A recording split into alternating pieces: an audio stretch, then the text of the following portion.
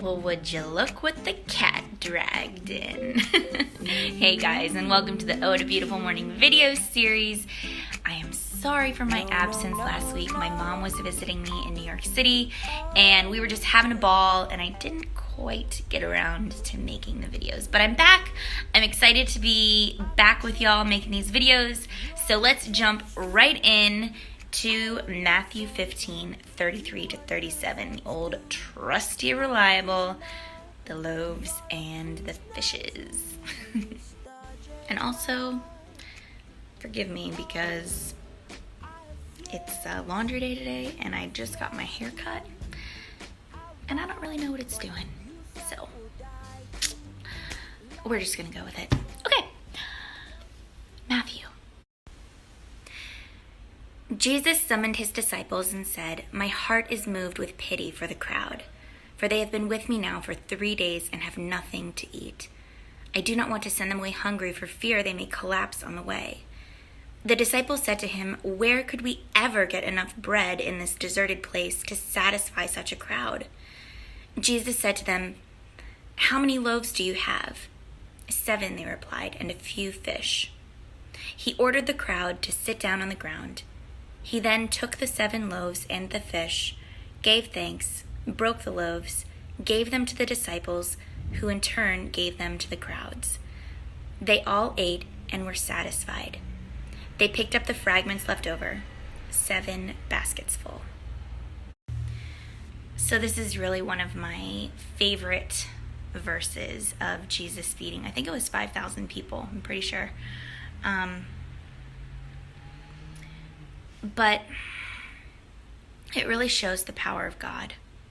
And the lesson that I personally take away from this is that we oftentimes see a problem through our own capabilities and our own solutions. And, so we're seeing a situation with our human limitations, but those aren't God's. God can take a truly impossible situation and find a way, and not just find a way that just checks the box, but absolutely goes above and beyond our wildest dreams. 1 loaf and a couple fish, and he was able to feed all those people with leftover. He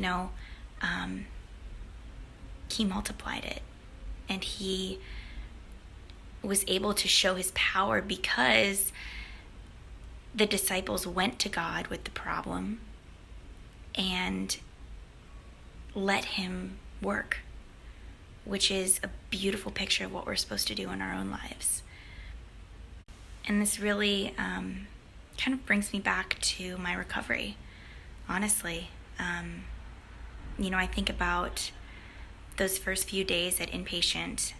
I had 40 pounds to gain, and I was an obstinate, stubborn 18-year-old girl who didn't want to get better. And, my human limitations were very real and very not only life-threatening, but just, insurmountable at the time. I was afraid of food. I was afraid of gaining weight. And I think I was afraid of what my life would be without the anorexia. Who I would be, what my future would look like. That was my limitation. But God has no limitation. And he was able to break through the stone fortress that I had built around my heart. And he swooped in and changed my heart. And he changed my spirit, and he moved in me to want to get better and to want to recover and embrace life and embrace the life that he wanted me to live. And I did. I gave my recovery to God, and together He and I were able to multiply those loaves and fish, and, I'm living proof today that God is good. So today, as we go forward, let's really think about the obstacles that we have in our life right now that maybe we're seeing through our human limitations and seeing it through the lens of only what we are capable of. Maybe we need to turn it over to God and give it to Him and let Him work, because He does not have those same limitations that we do. And He wants to bless us. That's the other thing that is so important to remember, is that God wants to bless us. He wanted me to get better. He wants to help you do whatever that thing is that you're struggling with too. And that's the hope. And that's the good news that we need to share with the world. So thank you so much for watching.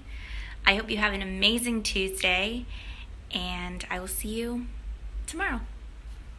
Bye.